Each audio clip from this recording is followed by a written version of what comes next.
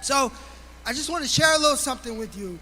There was a story that I once heard by a cartoonist named Marshall Ramsey, and it's one that's been helping me get through these last couple of weeks of darkness. It's a story about a man and a little boy who walked out to the pond together. The man reached down and picked up a small stone and threw it into the water. The splash from the rock caused rings to spread outward across the pond surface. Then the water stilled. The father picked up a second stone and threw it into the water. Once again, rings made ripples until the pond stilled again. The boy looked at his father with a quizzical look like, "Dad, what are you doing? What is the purpose of this?" The father threw yet another stone and told his son, "Each stone represents a dream of mine. Me throwing it is the effort I put into turning my hopes into reality. The pond is the world around us, and the ripples show how my dreams can change the world." The boy looked at his dad and said bluntly, "But the pond goes back to how it was. How do your dreams change the world?" The dad patted the little boy on the back and said, "You'll see, son. It will all become clearer to you someday." Days and years passed, and the little boy continued to join his dad to throw rocks. And every day, they'd go out into the world and work hard to turn their wildest hopes into reality.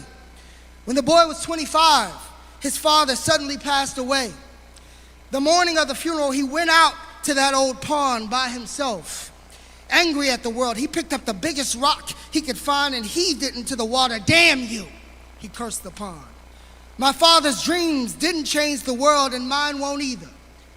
But instead of the sound of a splash that his stone usually made as it hit the water, this time there was more of a clacking sound, more like the sound of rock hitting rock.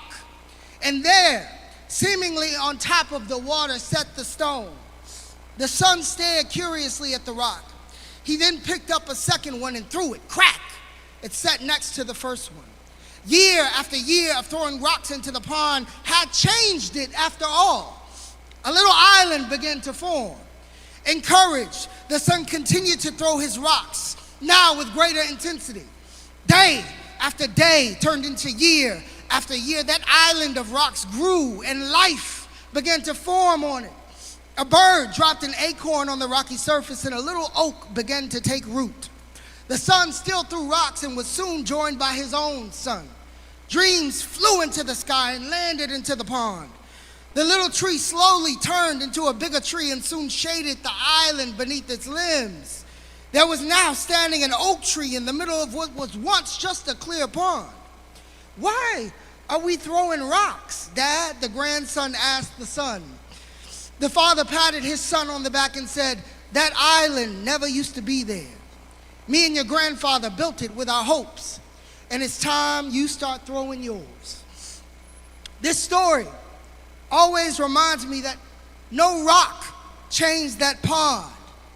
It was the consistent effort of rock after rock after rock, day after day after day, year after year after year. It is only with the consistency and the faith and the fearlessness of looking crazy can those rocks ever begin to form anything other than just stones at the bottom of a river.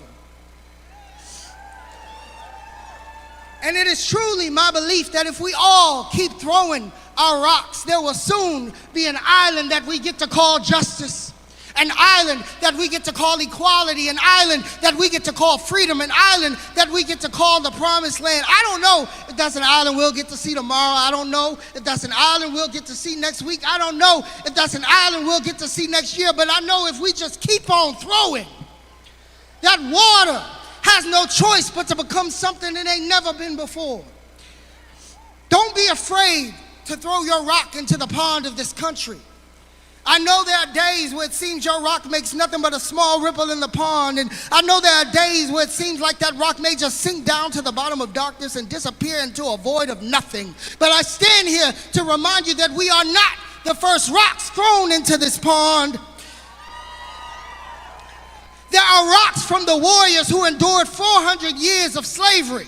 There are rocks from the survivors of concentration camps in Auschwitz. There are rocks from the blood-stained streets of Selma, Alabama. There are rocks from the voices of a generation against Vietnam. There are rocks from the graveyard of Gaza. And there are rocks from the front lines of Minneapolis, Minnesota.